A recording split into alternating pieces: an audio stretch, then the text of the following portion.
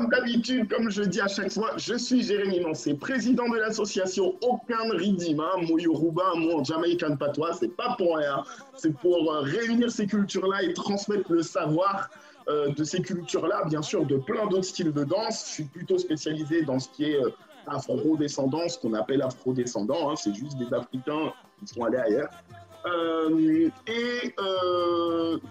Créateur du concept Caraïbes Tap qui mélange le tap dance, donc ce qu'on appelle les claquettes, avec les rythmiques afro-caribéennes ou antillaises. Et voilà, n'hésitez pas à aller, n'oubliez pas, il y a la chaîne YouTube Jérémy Mancé, il y a tout ça et toutes ces émissions, n'hésitez pas à vous abonner. Aujourd'hui, on va parler d'une culture d'un pays que je rêve de visiter, qui est le Brésil, et de style de danse que je regarde en vidéo, mais dont je ne connais rien, et avec un spécialiste du genre, qui est Monsieur Alex Lima, que je vais laisser se présenter plus en détail. À toi. Salut à tout le monde, j'espère que vous allez bien. Donc voilà, je suis Alex Lima, professeur de danse latine, brésilien et spécialisé tout ce qui est latino. Donc aujourd'hui, le thème, c'est de parler de mon pays, de la danse de mon pays. Donc, on parle déjà toujours, on dit toujours que c'est un subjectif masculin. Donc, on dit que c'est le samba. Mais ici, ça dit toujours la samba, c'est toujours le samba. Et c'est une danse qui commençait, ça fait très longtemps, avec l'histoire de l'esclavage. Hein. Donc, tout ça, ça vient avec le nom samba qui vient de l'Afrique. Donc, voilà, ça vient de l'Afrique, entre l'Angola, plutôt Luanda et le Congo. Donc voilà, c'est ce mélange. Donc bon, c'est une grande histoire, mais on va essayer de raccourcir un petit peu. Donc pour résumer un petit peu, voilà, les bateaux d'esclaves arrêtaient toujours le Caraïbe en partant pour les destinations. Donc une destination c'était au Brésil. Donc en fait, il y a plusieurs choses. Vous savez, c'est très drôle parce que aujourd'hui, les gens disent que les premières embarcations arrivées à Salvador, d'autres disent que c'est à Rio de Janeiro, mais pour moi, c'est à Salvador qui est arrivé. Donc, c'est pour ça qu'on dit que c'est le berceau africain au Brésil. Et en fait, ça a commencé de là, tout ça. Et en fait, ça me fait très plaisir de parler un peu de cette histoire du Brésil, parce qu'en fait, comme ça fait des années que je suis en Europe, et je suis diplômé en éducation physique, donc j'ai appris beaucoup de choses là-bas, mais j'ai appris beaucoup de choses ici, en Europe. Donc il y a des divergences, des histoires vraiment intéressantes, qui en fait c'est sympa. Donc par exemple, donc, les Brésiliens, ils caractérisaient la danse, mais le nom du samba existait déjà, qui en fait c'était samba et semba. Donc, en fait, beaucoup de gens parlaient, ouais, bon, le samba, ça dansait avec le bril. Donc, en fait, c'est des danses que le samba, tu vois, donc en fait, c'est le samba qui c'est des cérémonies du Congo qui, à peu près, donc c'était des cérémonies festives que les gens dansaient avec le bril. Et en fait, ça, c'est la première variante, on va dire, du samba. Donc, quand on dit samba, c'est le semba, c'est vraiment le cousin du samba. Tu comprends? On ne parle pas de la danse, on parle de nom. Ouais, là, alors, attends, je vais essayer de situer un petit peu. Là, tu parles de semba, donc que tu écrirais S-E-M-B-A. Exact. Ok. Alors, je veux juste deux petits trucs. Est-ce que déjà, tu nous as parlé de Salvador, est-ce que tu peux situer Salvador à peu près, si on garde une carte du Brésil? Donc, le Salvador, c'est le nord du Brésil. Ok, donc, c'est en haut. Voilà. Ouais, d'accord. C'est le nord. Donc, en fait, vous partez la Guyane française, après Maranhão, Natal, Fortaleza, descend un petit peu, c'est Salvador, descend un petit peu Rio de Janeiro, São Paulo, et jusqu'au sud, s'appelle Florianópolis, qui c'est déjà direction d'Argentine, tout ça. D'accord, ok. Donc Salvador, c'est ce qu'on appelle Salvador du Bahia, c'est ça? Ouais, São Salvador de Bahia, voilà. Oh, comment tu le prononces, dis-moi? São Salvador de Bahia. Des Bahia? Okay. Oui, Bahia. Ouais. Ok, d'accord. Parce que c'est un saint, vous voyez, donc c'est São Salvador. Donc c'est un saint. Oui, d'accord. Ok. Bon, déjà, on casse un truc parce qu'on n'arrive jamais à prononcer correctement les noms. Déjà, ça, c'est une bonne chose. Ok. Alors, attends, je veux juste situer parce que tu as commencé à donner des infos. Est-ce que, avant même de retourner, je veux reposer quelques questions déjà sur ce que tu as dit avant qu'on continue, mais Pas de est-ce que problème. déjà tu peux juste parler du Brésil en lui-même? Est-ce que tu peux nous raconter juste hors de la danse, hors de la musique et de la danse dont on va parler, est-ce que tu peux faire un bref historique ou une brève situation du Brésil euh, au-delà de ce qu'on voit dans l'image médiatique? Est-ce que tu peux, toi qui es né, qui a grandi? Voilà, le Brésil, c'est un pays jeune, 60 ans à peu près, voilà, Ok, moins de 600 ans, moins de 600 ans. C'est très d'accord. jeune. Donc, il était évidemment les premiers qui étaient colonisés plus forts, c'était, on va dire, les Portugais, mais il y avait des Français, des Espagnols, des Mhm, Anglais. Donc, d'accord. ils laissaient un petit peu laisser le Brésil pour faire des guerres plus importantes à l'époque. Et voilà, pour l'histoire, les gens disaient que quand les Portugais arrivaient au Brésil, ils pensaient que c'était un lac, tu vois, des choses comme ça, parce qu'ils ne savaient pas que c'était un, un vent raté, tu vois, du sud. Ils pensaient aller en Inde et ils arrivaient au Brésil, tu vois. Ok, Voilà. Genre, raté complètement, ils tombaient ouais, c'est là. ça. Et après, donc, avec tout ça, il y avait des gens là-bas, donc il y avait des Indiens qui, les Portugais imposaient avec ses costumes, avec ses façons d'être. Donc, il s'appelle, je ne sais pas comment dire ça en français, ça veut dire qu'il a mis la racine portugaise. Ça veut dire Hmm, que voilà, il fait plein de mauvaises choses avec les, les Indiens mhm, pour dire, voilà, maintenant, vous allez parler portugais, les costumes ok, portugais, voilà, des choses comme ça. Et en fait, c'était drôle parce qu'il y avait des Anglais, il y avait même la communauté principale, c'était les Portugais, parce que ouais. Dom Pedro, qui c'est un des rois du Portugal, machin, les aimait beaucoup pour, voilà, pour parler un petit peu, pas autant concrète de l'histoire parce que c'est long. Hein. Donc, Ouais. du coup, donc, ça va avec la colonisation. Donc, jusqu'au moment que les esclaves ont commencé à 1888, c'était Mhm. l'abolition de l'esclavage. Ouais, ok. Et, et donc, l'année précédente, c'est la République. Et donc, en fait, tous ces gens qui venaient de l'Afrique, on va dire, ils étaient largués comme ça, parce que c'est, voilà. Donc, qu'est-ce qu'ils voulaient? Ils essayaient de trouver des endroits pour habiter.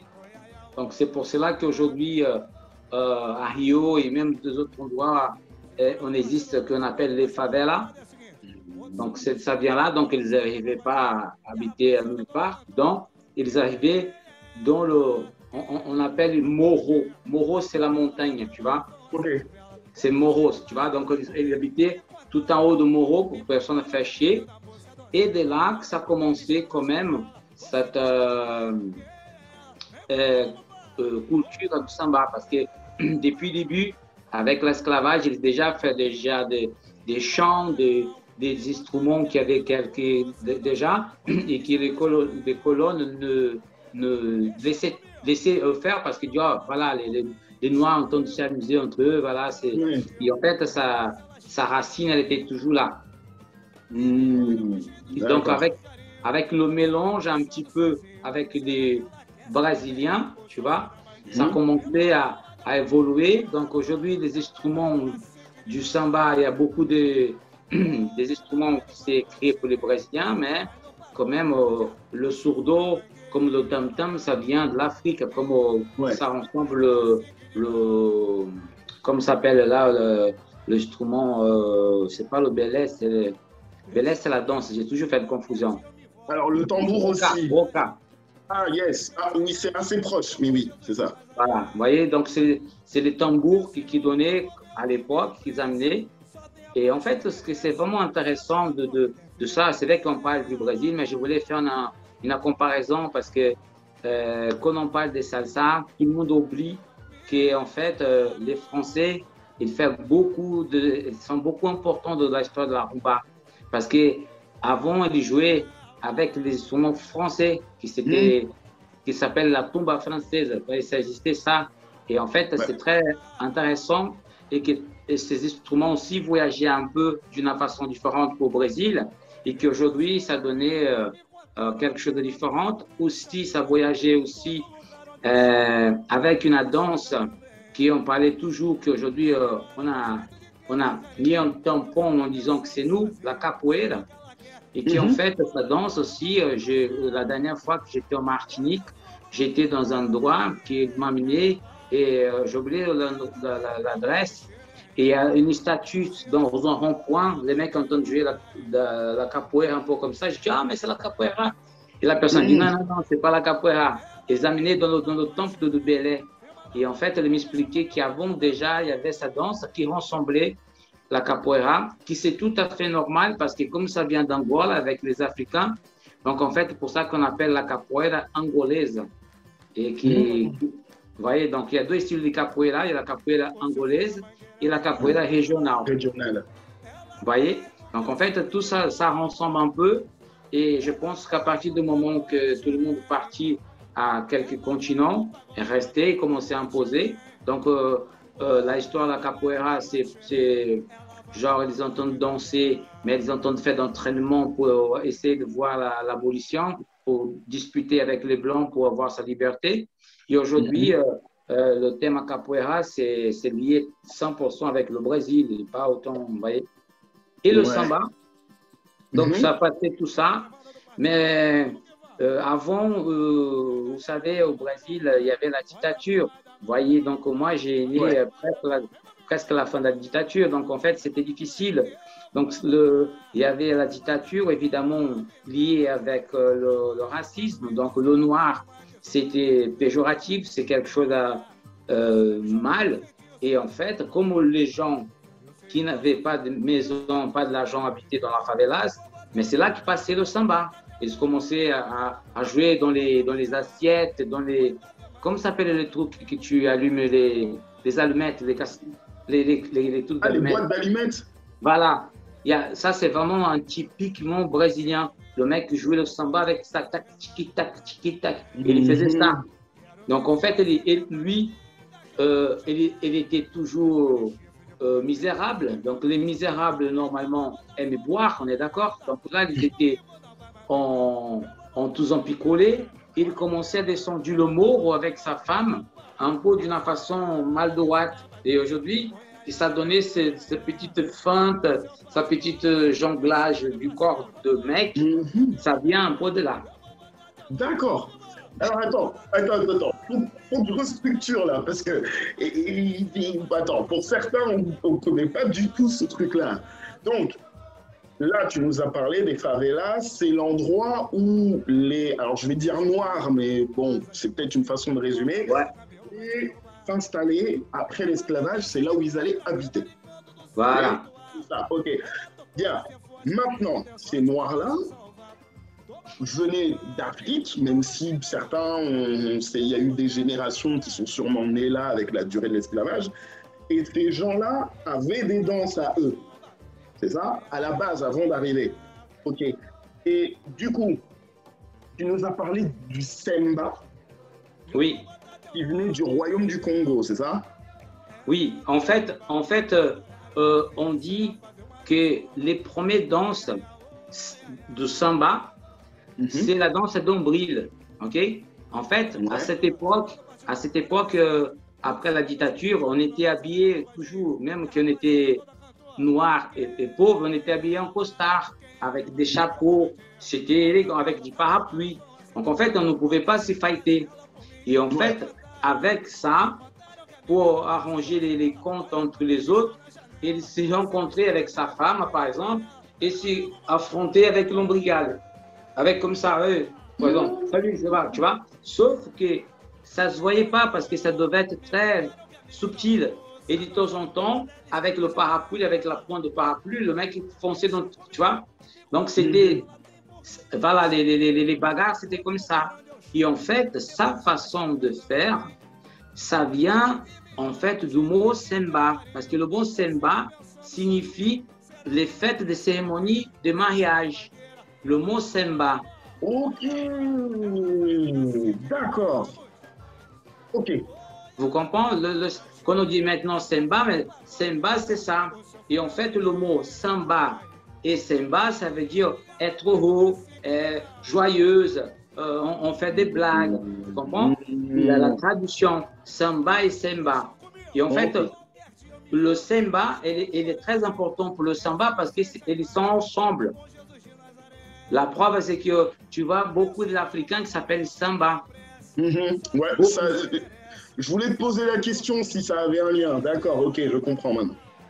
Et en fait, samba, c'est la joie, c'est la fête, c'est une signification, comprends? Mais en même temps, le samba, c'est là qui développait dans la cérémonie, parce que c'était la fête des mariages, qui commençait à développer un peu le samba. Vous comprenez ce que je veux dire? Ok, yes. Ok, maintenant je situe. D'accord. Et donc, avec ça, comme c'était voilà, au Angola, Luanda, au Congo, après qu'on est au Brésil est venu là, ça calmait un peu avec la population brésilienne. Donc ça devenait un peu comme ça. Et après, rentrer la dictature, donc jusque-là, il n'y avait pas cette histoire de samba. Il n'y avait pas. Ouais. Okay. Et donc il y avait cette histoire de samba, vous voyez ce que je veux dire? Il y avait le batuque un peu avec les percussions, mais ce n'était pas encore, on n'a pas dit que c'était vraiment officiel le samba. Donc ça, c'est les historiques qui disent un peu ça, vous voyez. Donc maintenant, avec 1916, que c'est le premier monsieur qui s'appelle Donga, c'est lui qui écrit le premier officiel samba qui s'appelle le téléphone, ça veut dire pour le téléphone. Tu me l'as envoyé, je vais le diffuser, ne bougez pas. Hop, il est là, le son, je crois, c'est ce truc-là. Écoutez bien, on est d'accord, première samba enregistrée. Pelo telefone, samba carnavalesco, gravado por Baiano e o Corpo de Coro, para a Casa Edson, Rio de Janeiro.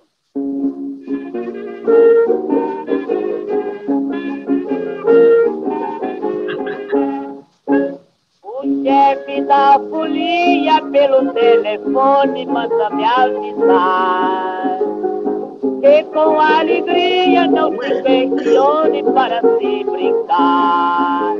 Ai, ai, ai, é deixar mágoas pra trás, oh rapaz.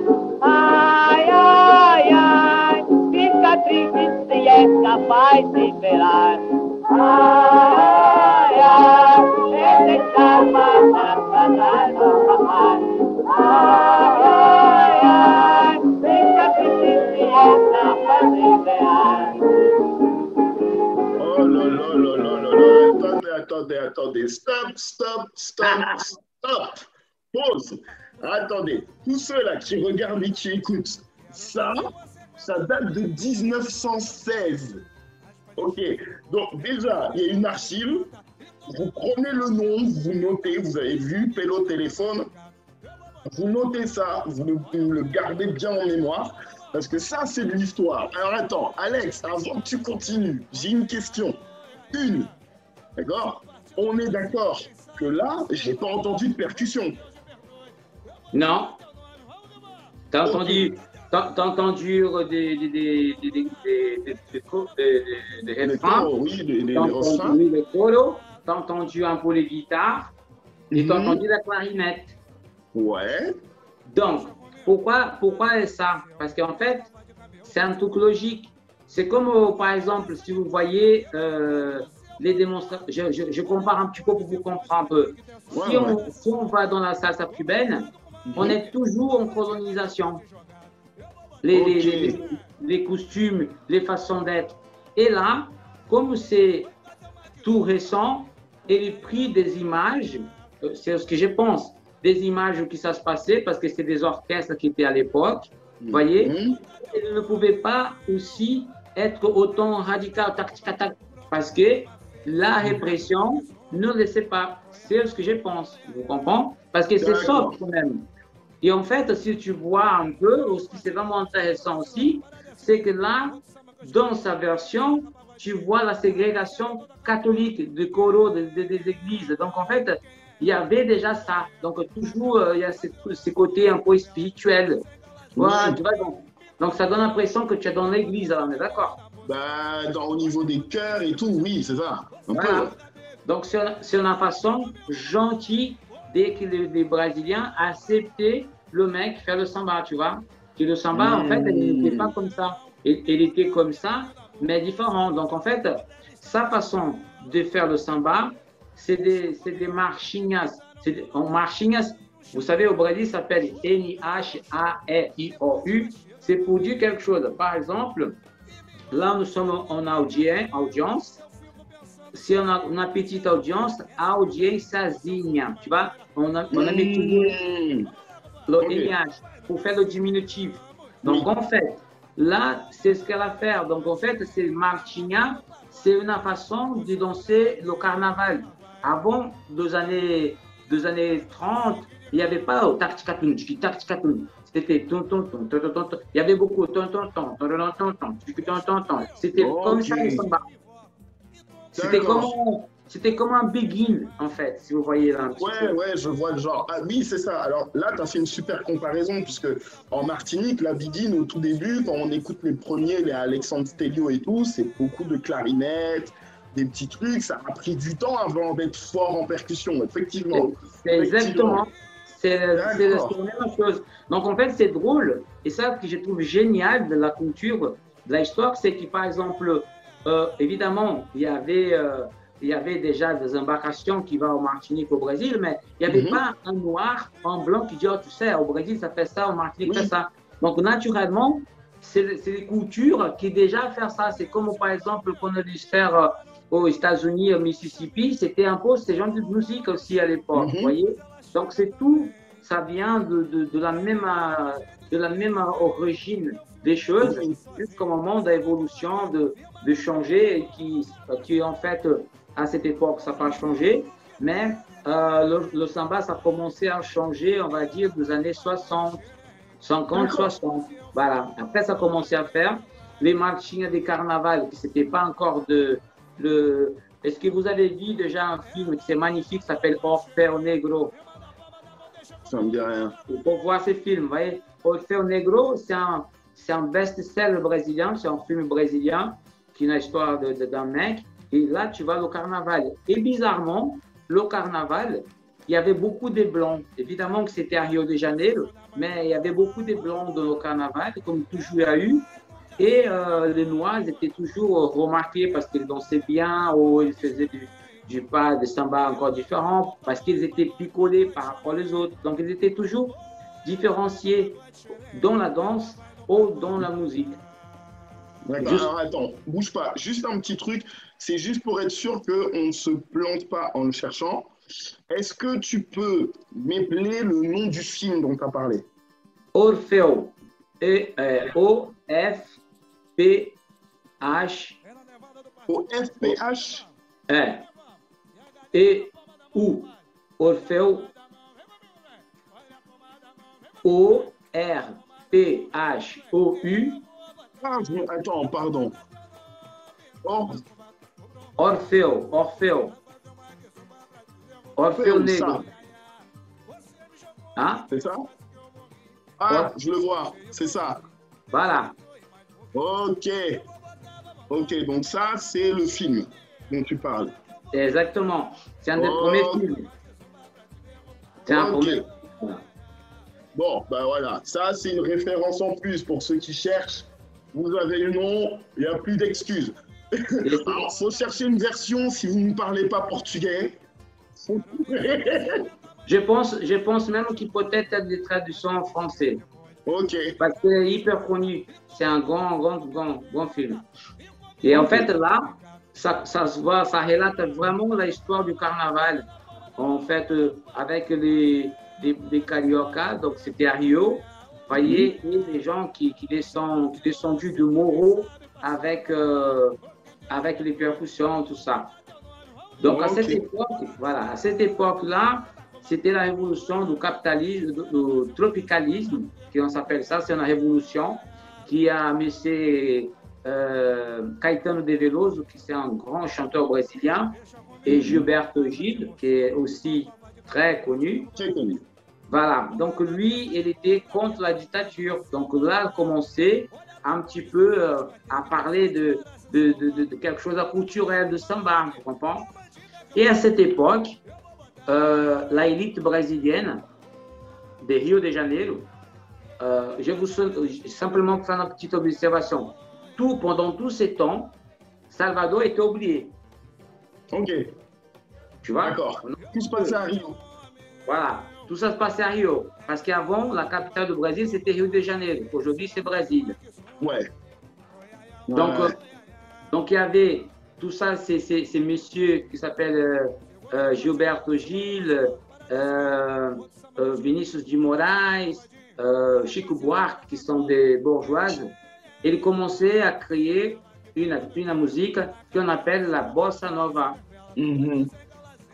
Donc, sa bossa nova, elle était influencée pour le samba à niveau des arrangements. Et comme les gens étaient un peu riches, ils avaient déjà à cette époque où je pouvais voyager, ils étaient allés aux États-Unis. Donc, les gens étaient fous de lui. Et avec un mec qui s'appelle Stan Getz, qui c'est vraiment des gens du jazz de New York. Yes.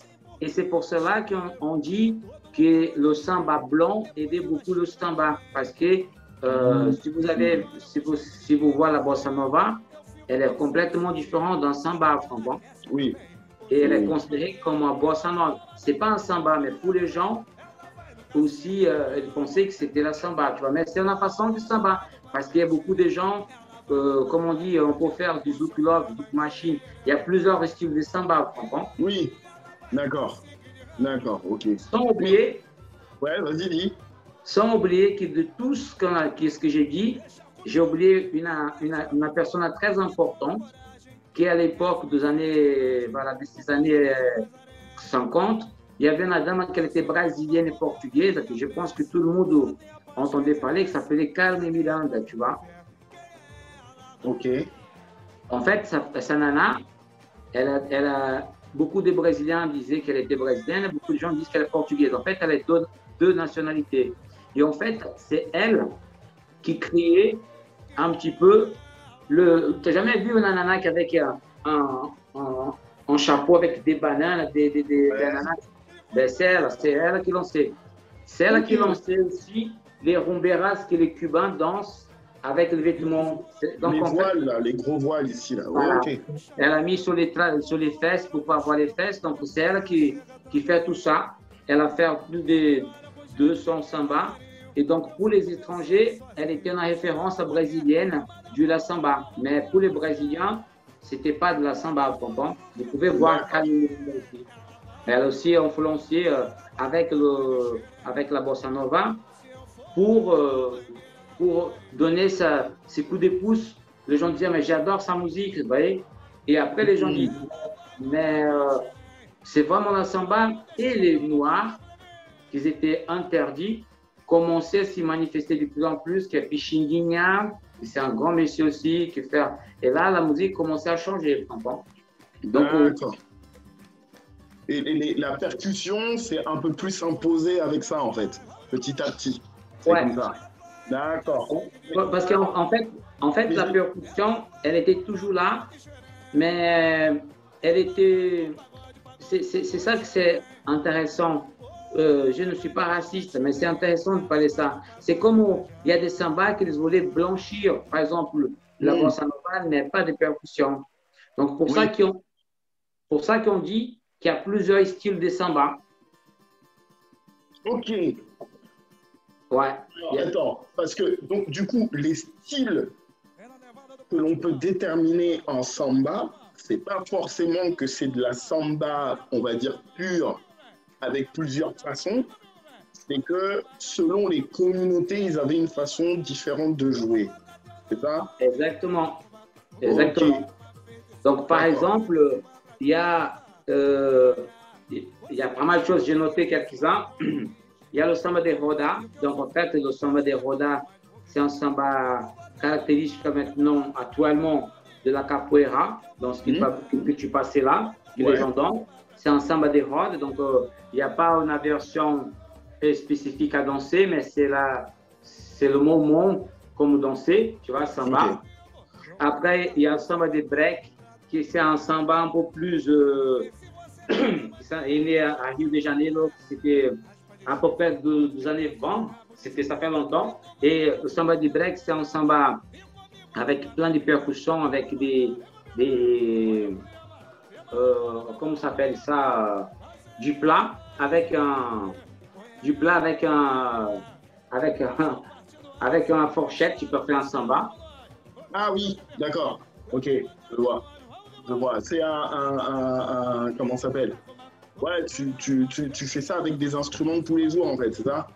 Ouais, tu fais le samba, tu fais tac, tic, tac, tic, tu peux faire ça, tu vois, Ok. avec un plat. Après, il y a le partido alto, en fait, c'est une variation de samba qui les musiciens criaient, entre autres, pour avoir une façon différente.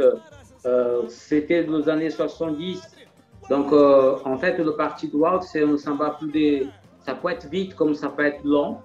Qui en fait, le samba ça commence à faire le partido alto, c'est un samba qui commençait déjà à mélanger un peu avec des instruments différents.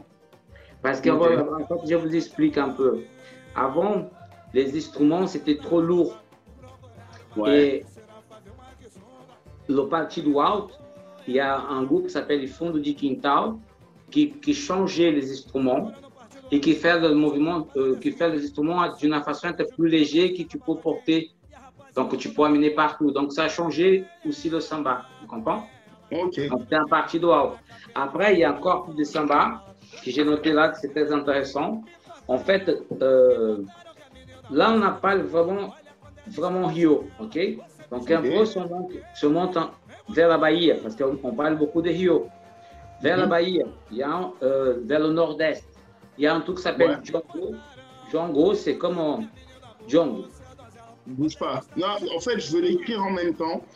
Ouais. Et pour que, après, si on cherche, comme on ne parle pas cette langue, on ne veut pas l'écrire n'importe comment. Ouais. Est-ce que tu peux me dire comment tu l'écris? Django, J-O-N-G-O.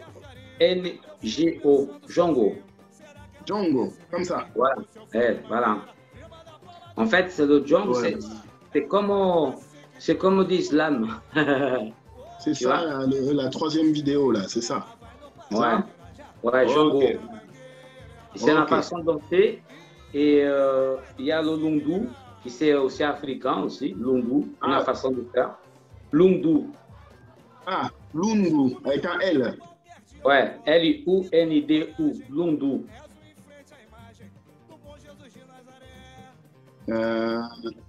Ça doit être ça, Brazilian Traditional Dance. Ok, donc ça. Il y a un qui s'appelle Caxambu, C-A-X-A-M-B-U.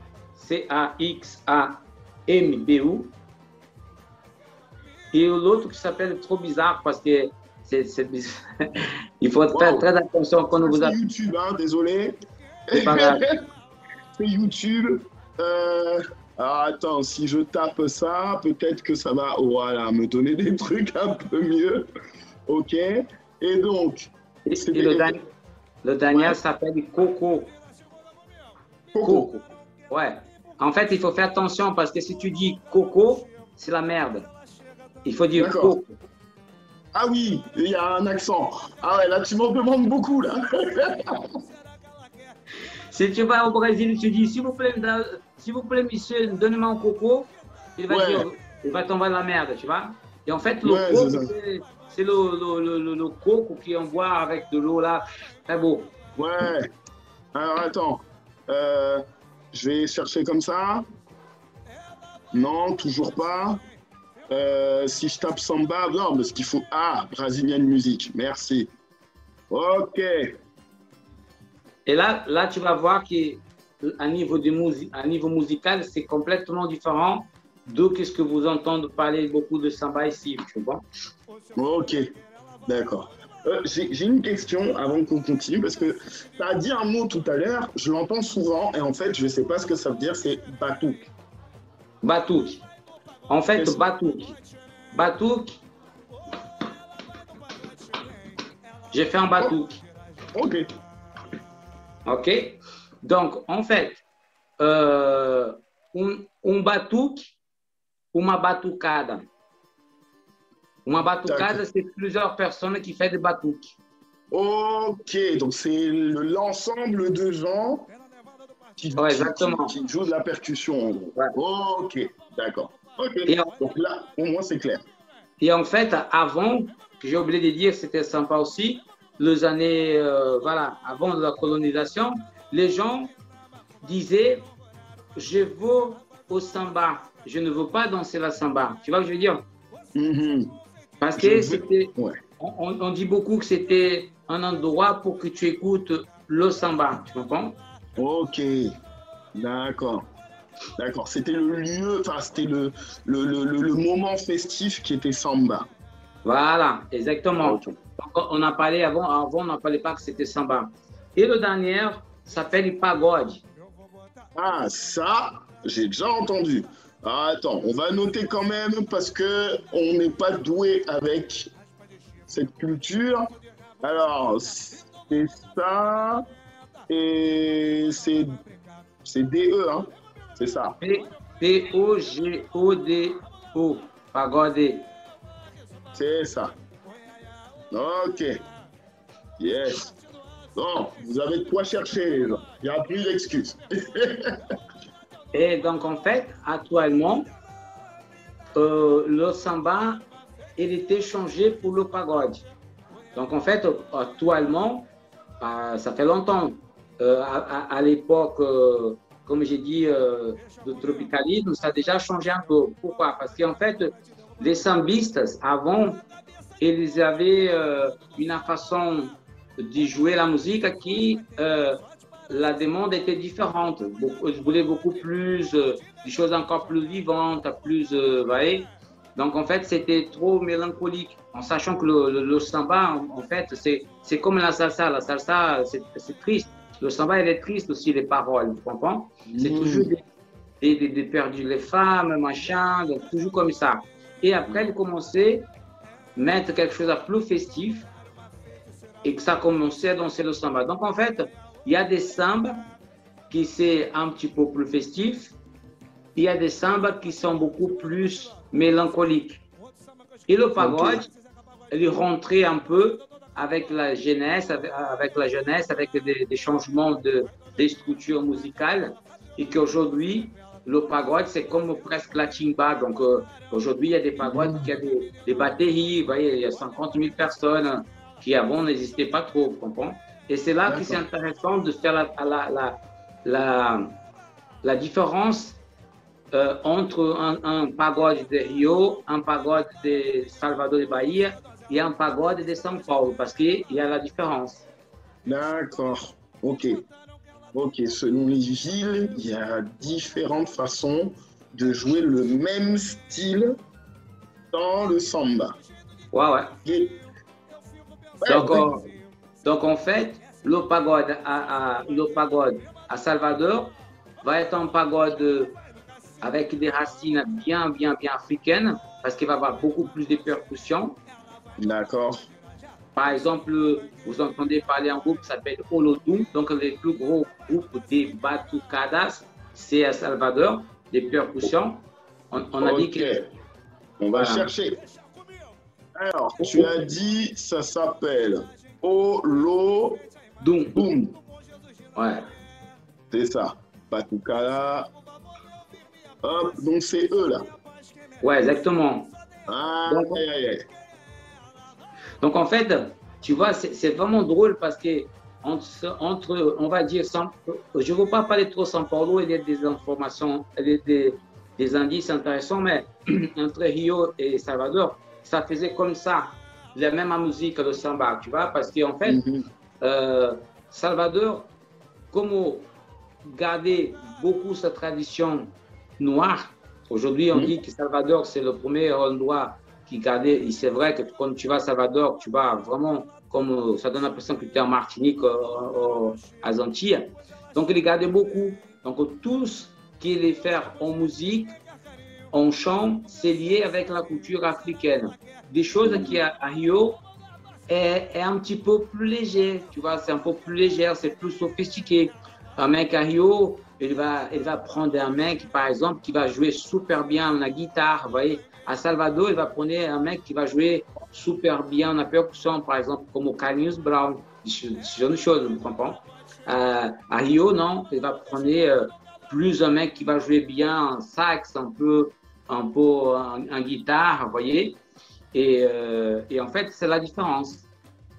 Donc, ça veut dire qu'à Salvador, ça va avoir beaucoup plus de percussions. Le samba, ça va être beaucoup plus festif, on va dire. À Rio, il va être festif, mais d'une façon différente à niveau des percussions. Il va avoir des percussions, mais un petit peu moins de percussions. Quand je parle des percussions douces, je parle des percussions avec des tam-tams, des percussions avec des peaux des animaux, tu comprends? À Salvador, on va voir beaucoup plus ça. À Rio, tu vas voir beaucoup de peaux acryliques. Tu vas voir, par exemple, tu comprends? Tu vas voir un tam-tam avec une peau acrylique, tu comprends? À Salvador, tu ne vas pas voir ça. Tu vas voir vraiment avec un peau des animaux, des chèvres, tu vois? C'est plus ancré dans les racines africaines, en fait. Voilà, là, tu vas vraiment la différence. Le tambour en bois avec la peau en peau d'animal. Ok, d'accord. Et à Rio, tu ne vas pas trop voir ça. Tu vas voir, mais c'est très rare.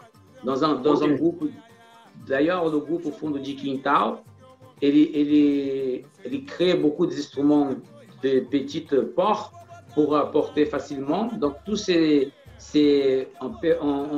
à la peau, c'est tout acrylique. Donc, ça change le son, tu comprends? Ça change le son. D'accord. Vous voyez?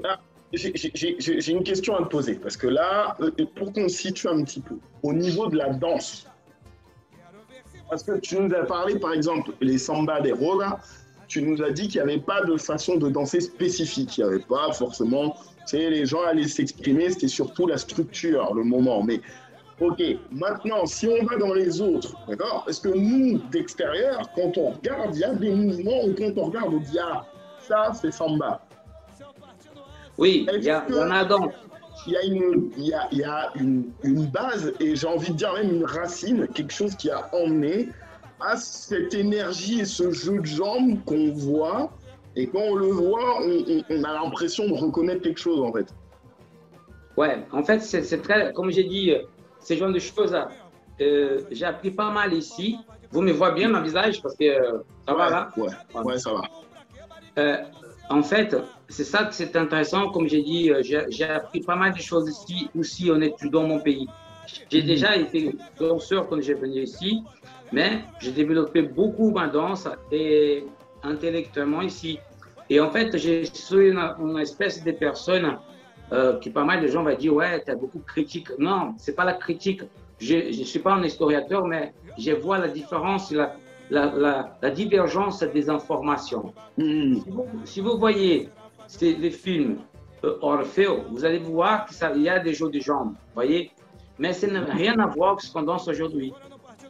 Donc en fait, le samba, on dit, tu vois, que c'est un samba, à la base du samba, c'est 3 petits à droite et 3 petits pas à gauche, tu vois, en 3 tons. Ça, c'est la base. Mais, comme je vais vous expliquer, c'est libre. Si vous voyez les anciens danseurs, c'était libre. C'est pas la même chose comme la rumba. La rumba, par exemple, on parle de danse brésilienne, de cubaine, vous dansez la rumba dans les années 50, aujourd'hui c'est presque pareil. Le samba il évolue, vous comprenez? Parce qu'à la base, à l'époque, il n'y avait pas des gens déjà renommés de samba.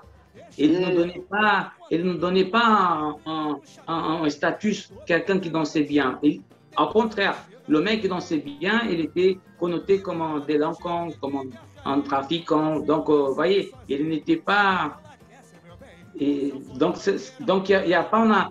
Aujourd'hui, il y avait un monsieur qui s'appelle le Duc, qui c'est un mec des années 30-40, un Brésilien qui faisait un grand tabac ici en France, mais il venait avec le machiche, qui était une évolution du samba, vous voyez, mais ce n'était pas tout à fait le samba. Mais il était déjà avec sa jonglage de jambes. Donc, en fait, pour moi, la caractéristique du Brésil, c'était toujours lié avec ces jeux de jambes. Et après, aux années 50, aux années 40, quelqu'un dit, allez, on va faire ça, que je ne sais pas qui faire, et qui s'est structuré le samba.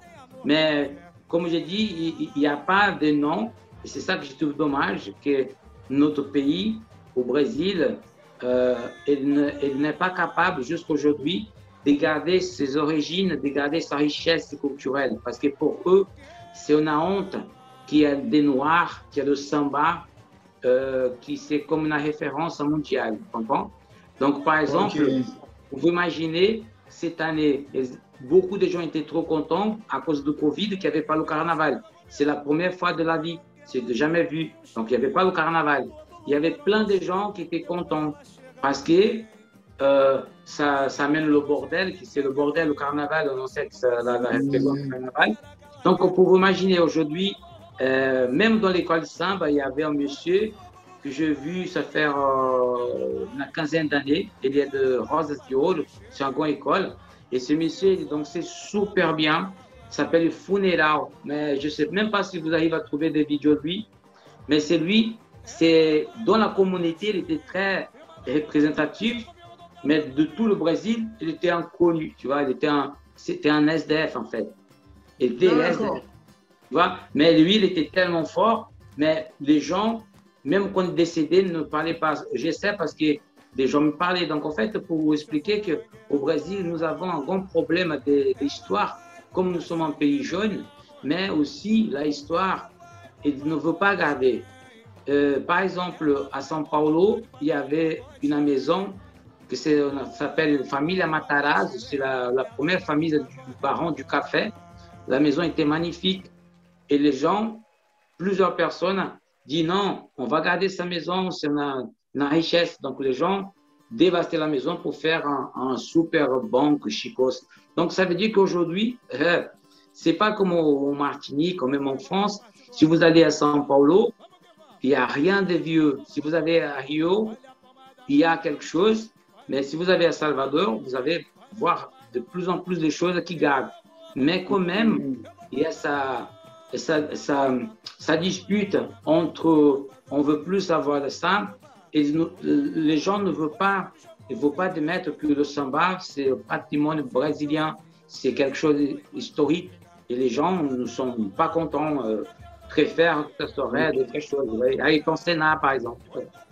Ouais, alors c'est ça, en gros, si j'essaye d'éclaircir pour être sûr que le truc est bien carré. En gros, il y a toujours, malheureusement, beaucoup de pays dans cette situation, un clivage social qui fait que la culture de certaines communautés a du mal à se faire reconnaître comme le patrimoine du pays. C'est un peu ça, d'accord, ok. Alors, malheureusement, j'ai envie de dire, plus j'étudie les danses, alors moi je suis plutôt Caraïbes, enfin Antilles, mais c'est vrai qu'il y a encore trop d'endroits où c'est comme ça.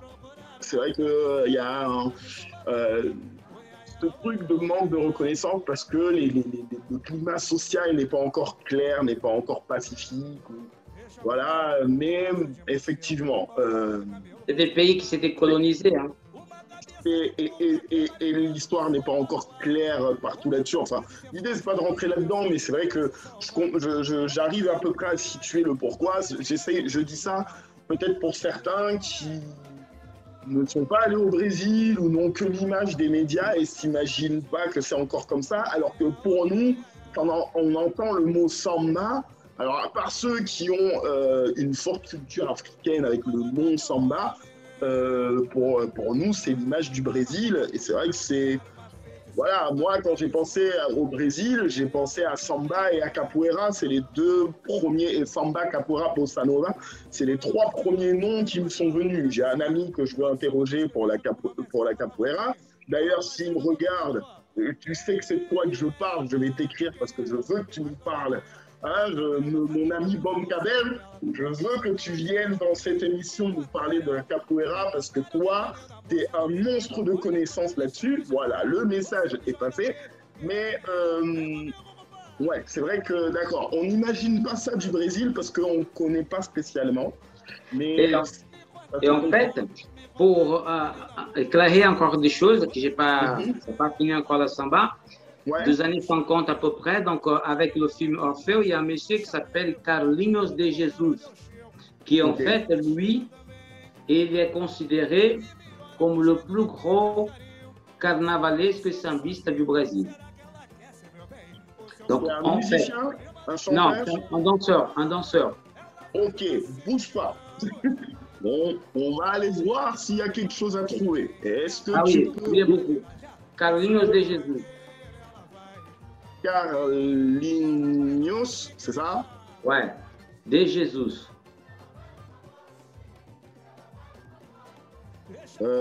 Dançando, je pense que... Ok, c'est ce monsieur-là. Voilà. Donc, ce monsieur, et lui, c'est un monsieur qui il fait beaucoup pour le samba, en sachant que à cette époque des années 50, c'était mondialement les orchestres. Donc, il y avait les groupes, comme j'ai parlé, des percussions, de samba, mais il y avait des orchestres qui jouaient les samba. Il y a une qui s'appelle Orchestre Tabajara, qui c'est très connu. Et en fait, ce monsieur, avec d'autres personnes, créé une danse qui s'appelle Samba de Gafieira, qui c'est, moi je suis très fier que c'est moi qui ai amené ce genre de danse en France et en Europe. Donc en fait, c'est la danse, c'est un samba qui danse à deux. C'est un samba social. D'accord. Ok. Quand tu dis danse à deux, c'est danse à deux dans le sens où on se tient. Ouais, on danse en couple. On danse en couple. Okay, et en fait, la samba de Gafieira, c'est une cousine du tango. Ok.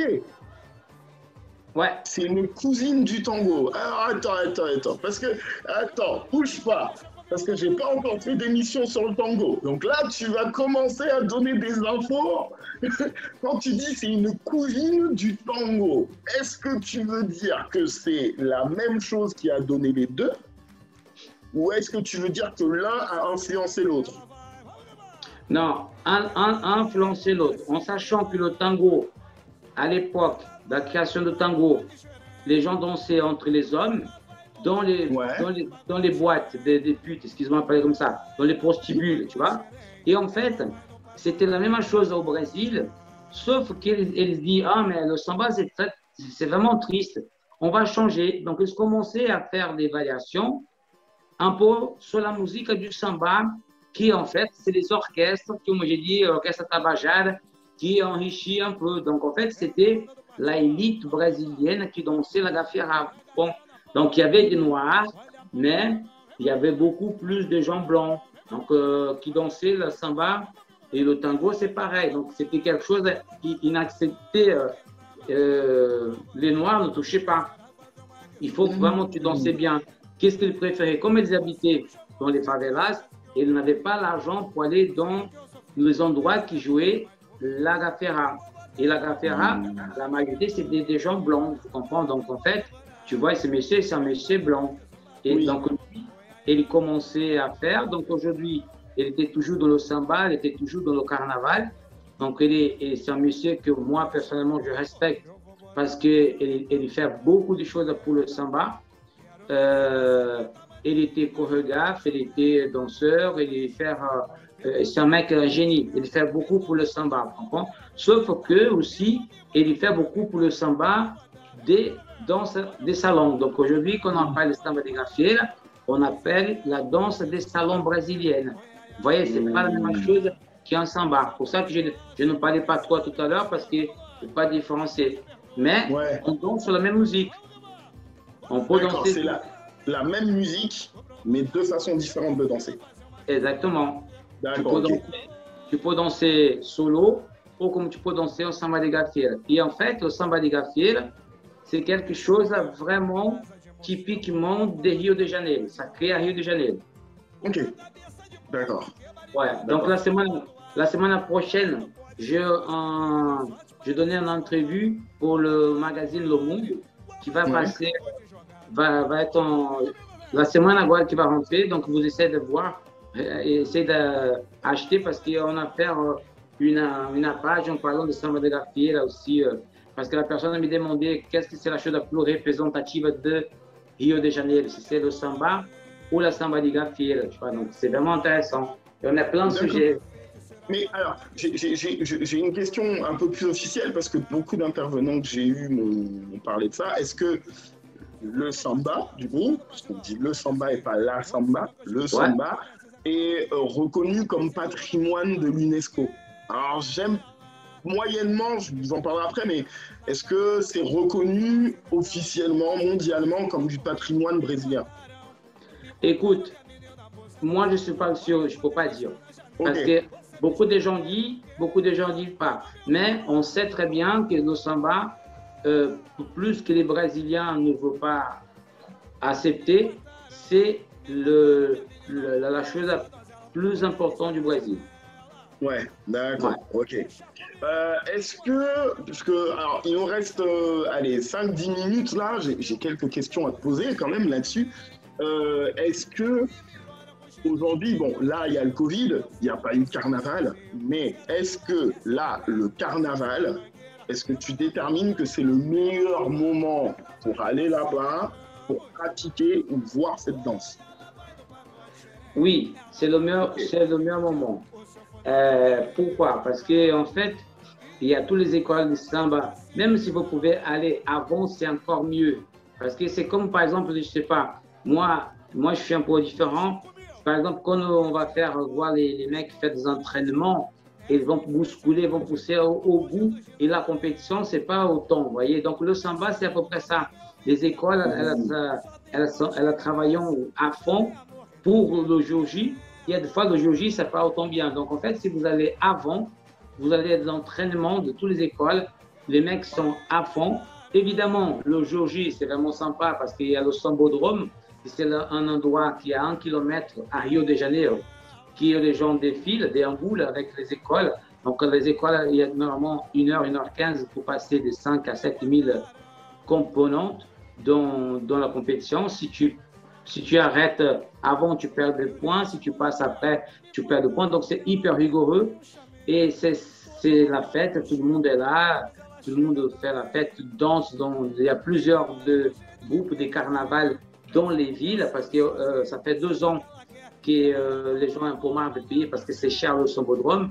Donc, ils ont décidé de faire, qu'il y a toujours eu les marchinhas, comme j'ai dit au début, les marchinhas de carnaval, avec les tu vois, et qui fait le carnaval de la façon à l'ancienne. C'est vraiment cool, les gens, ils mélangent les deux, les gens s'amusent. Et le carnaval, c'est vraiment, ce qui c'est bien, c'est que c'est plein dans les yeux avec les fantasies magnifiques, des milliers d'euros et le travail artistique que tu vois des trucs, tu dis mais comment que le mec arrivait à faire ce genre de choses avec des matériels pas possibles, de plastique, tu dis mais c'est pas possible. Donc ça c'est très très joli aussi. Si vous pouvez faire le avant carnaval et un peu après, c'est génial. Okay. Comme ça, 3 façons. En sachant, sans vous être coupé, ça c'est à Rio. À Salvador, le carnaval est différent. C'est la question que je voulais te poser.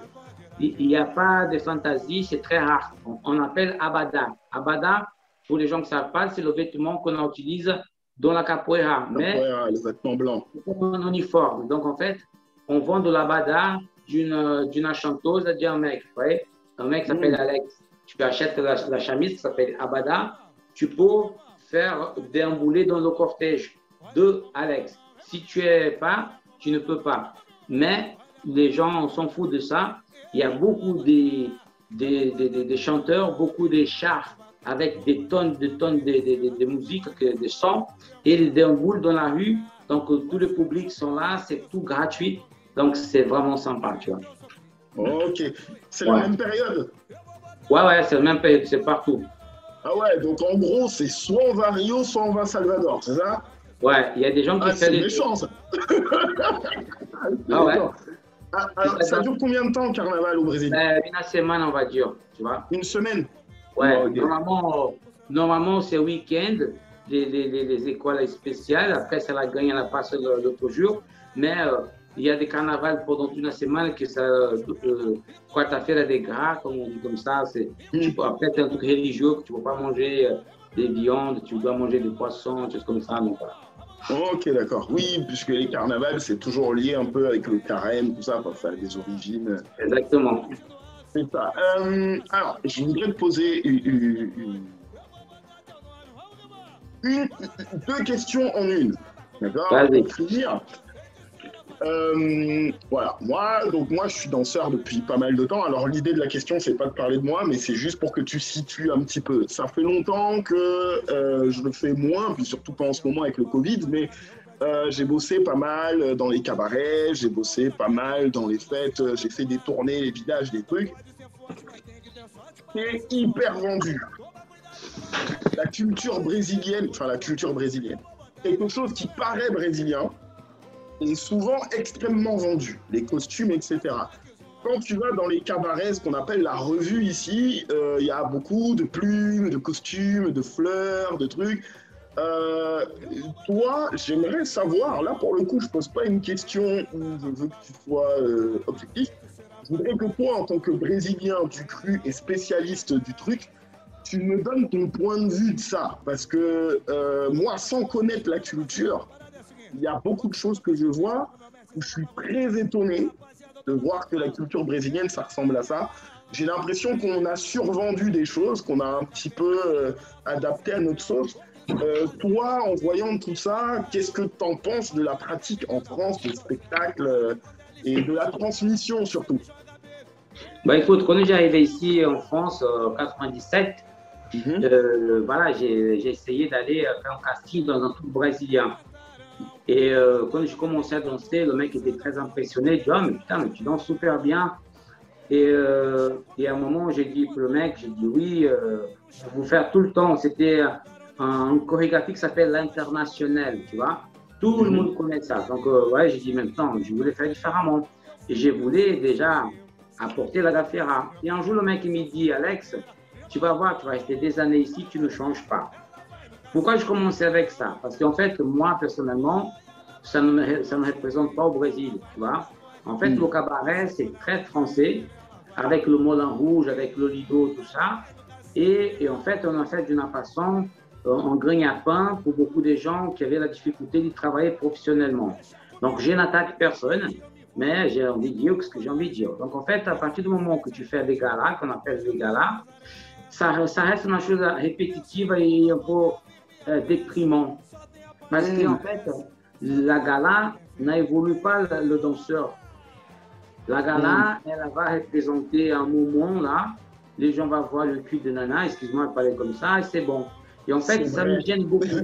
Ça me gêne beaucoup parce qu'en fait, ça ne me représente pas. Moi, je suis un mec, même que je danse d'autres danses, mais tu me connais bien, je travaille pour essayer pas de mis la honte sur les Cubains parce que j'aime danser la cubaine.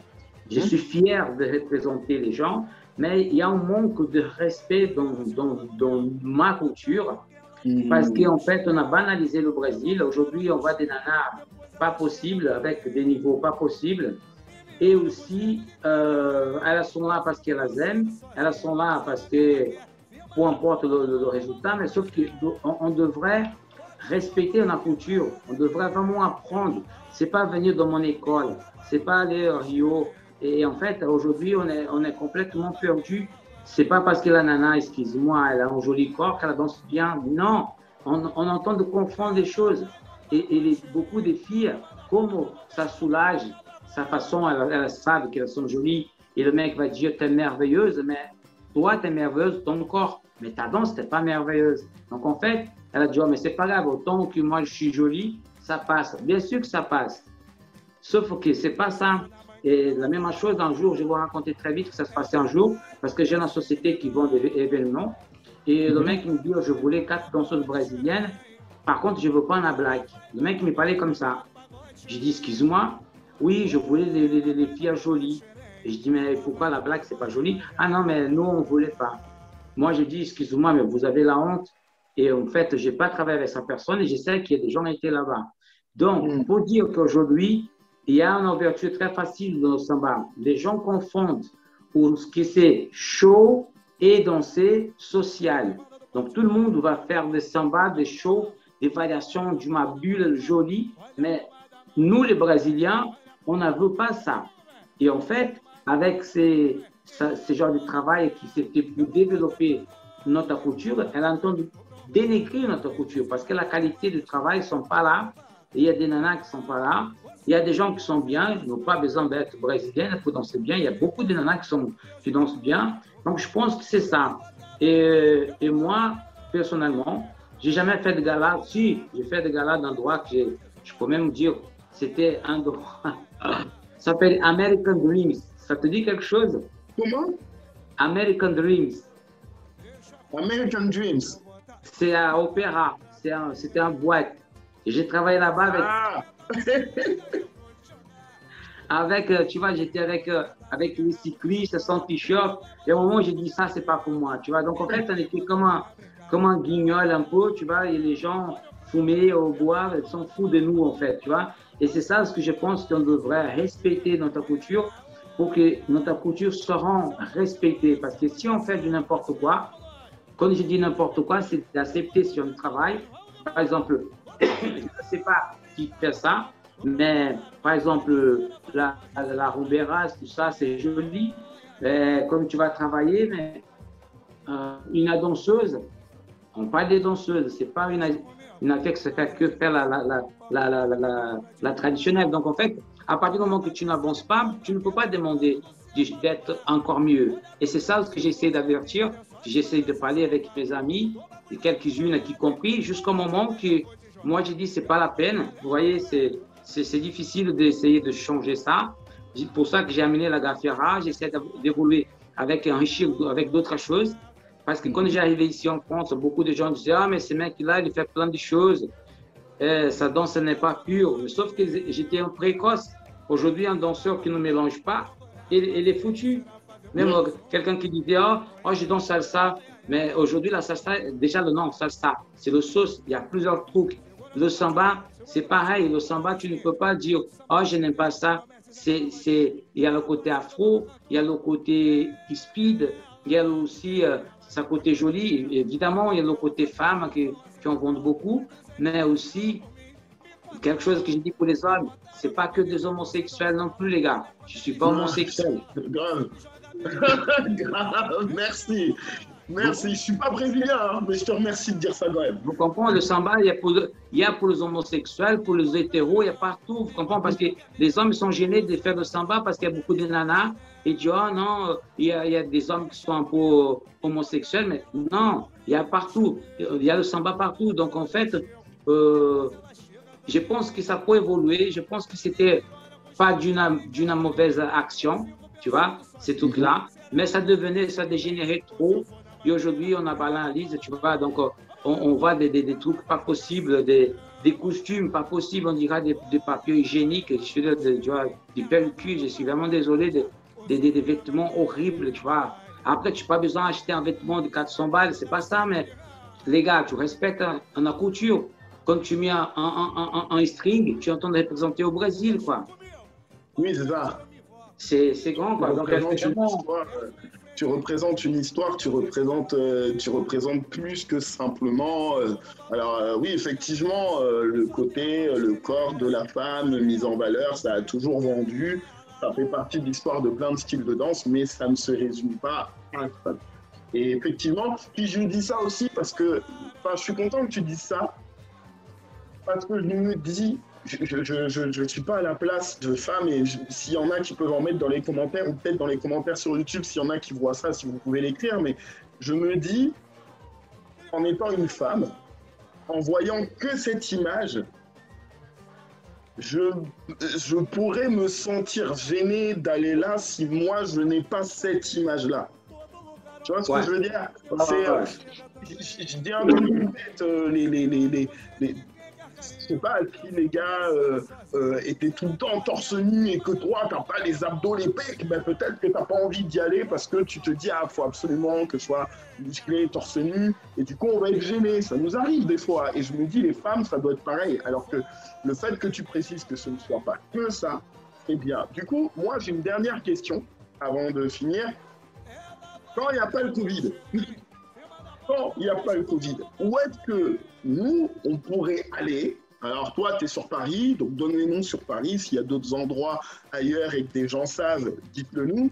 Mais où est-ce qu'on pourrait aller si on veut écouter de la musique brésilienne, danser, simplement s'amuser et puis rencontrer un petit peu cette culture? Est-ce que tu as des lieux, des organisateurs, des associations, des événements qui te viennent en tête, qui se passent normalement en France?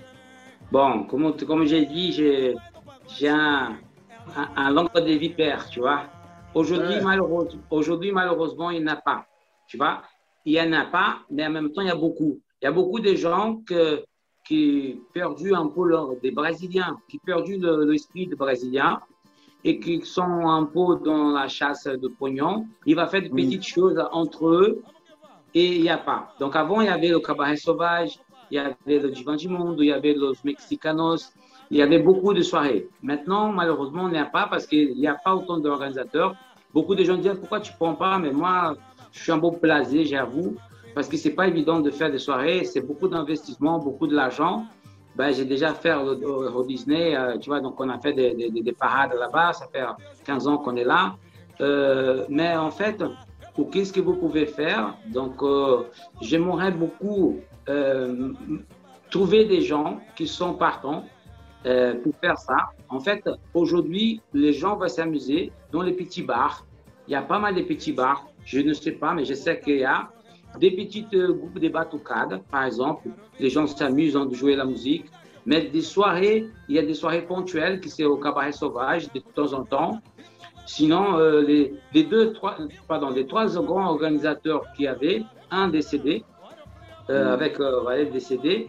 Un, c'est une fille que j'aime beaucoup, Régine, mais elle est calme, et l'autre, c'est d'autres mecs qui sortaient un petit peu. Donc, vous voyez, donc je pense qu'après Covid, il va y avoir beaucoup de gens parce qu'il y avait un cycle ici en France. Il y avait beaucoup de gens de Rio, de São Paulo, de Salvador. Maintenant, il y a beaucoup de gens du nord du Brésil, entre le sud, aussi Goiás. Donc, ça a changé un peu.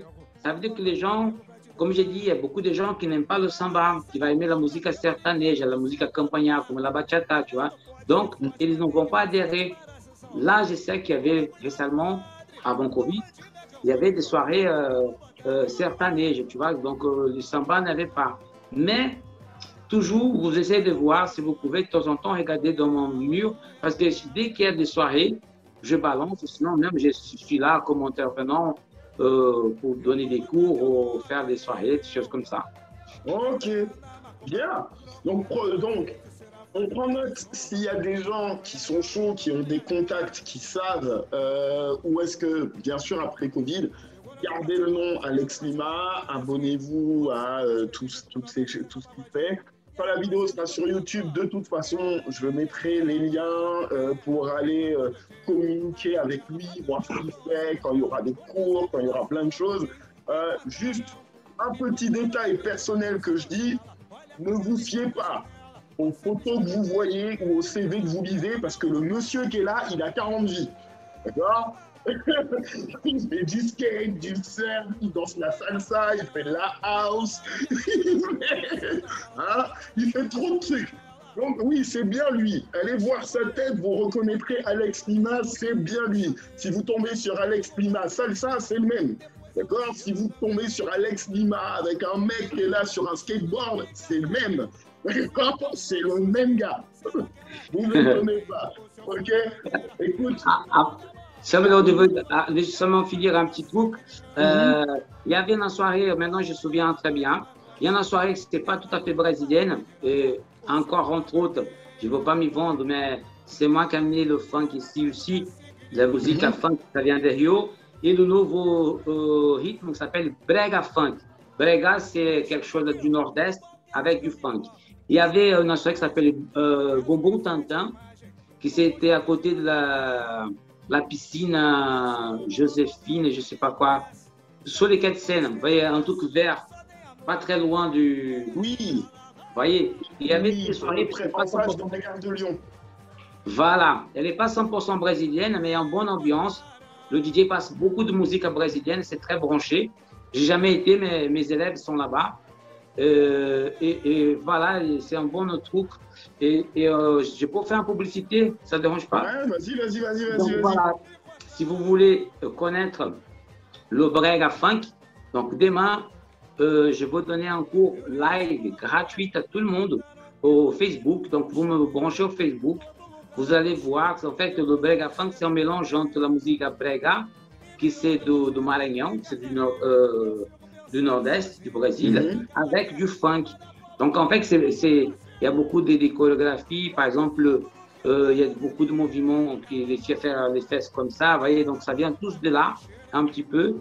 Et ça serait à 19h30, gratuit, donc vous n'avez pas besoin de rentrer sur le Zoom. Et chaque semaine, il y a un cours de samba aussi sur Zoom. Normalement, c'est 8 € la première fois, et après la deuxième fois que vous venez, c'est 4 €, donc je baisse le prix. C'est plutôt un phénomène social, parce que 4 €, c'est pas cher, vous voyez, mais j'essaie vraiment de faire quelque chose pour bouger un peu, histoire de vous travailler, apprendre le pas de samba, partir le moment de samba aussi. Et la dernière chose, mon renseignement ici en France, ça veut dire que j'essaie d'expliquer aux gens comme si dans le samba à Rio, à Salvador, à São Paulo, ce n'est pas un samba tout le temps en vitesse. Parce que si vous allez au Brésil, on ne va pas danser tout le temps au mode école de samba. Donc, il y a des façons de danser au pagode, au la samba de gaffière. Donc, j'essaie d'expliquer dans mes cours les différences, comment tu abordes la danse ici, là-bas. Mais ici, comme tu as dit, c'est un peu cliché. On va avoir toujours le carnaval, c'est vrai que c'est sympa, mais le Brésil, ce n'est pas que ça. On essaie de faire aussi des groupes avec des personnes qui ne sont pas que des bien gaulés. Je ne dis pas que les filles sont moches, mais plusieurs formes, plusieurs visages. Et c'est ça c'est important pour couper un peu ça, que le Brésil, ce n'est pas que pour les bien gaulés, pour les magnifiques. Donc, pour les mecs, c'est pareil, il y a des mecs qui dansent. Venez là, donc même si vous ne venez pas avec moi, il y a quelques-unes professeurs à Paris qui sont qualifiés, quelques autres non, pas du tout, mais essayez de voir que la meilleure façon de vous faire un test, quelle que soit la danse, vous essayez d'aller avec le professeur et là vous pouvez constater personnellement si ça vous plaît ou ça ne vous plaît pas. Parce que si vous écoutez les autres, vous toujours être déçu d'une critique que la personne aime. Et peut-être vous aimez, mais vous êtes influencé à cause de quelqu'un qui n'aime pas la personne. Ça, c'est un message pour vous. Yes. Prenez et connectez-vous, allez apprendre, profitez de l'expérience de quelqu'un qui connaît et qui maîtrise son sujet.